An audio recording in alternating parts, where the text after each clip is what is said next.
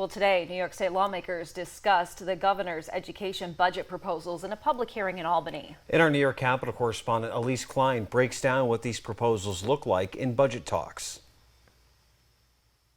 The governor's $35 billion education budget plan proposes changes to foundation aid, the state's main educating operating formula and a primary source of state funding for public schools. Governor Kathy Hochul proposes a $507 million increase from last year's budget for foundation aid.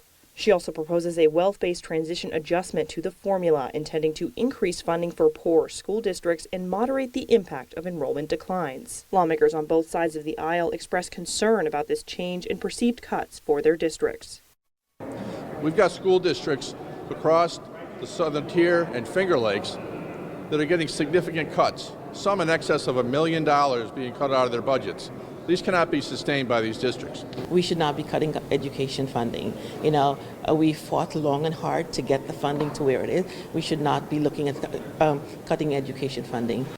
During an education budget hearing today, Commissioner Betty Rosa of the New York State Department of Education also says she does not support the governor's plan for altering the aid formula.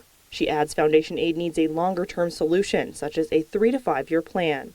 My statement was really about the fact that we need to look at this whole issue with foundation aid and state aid.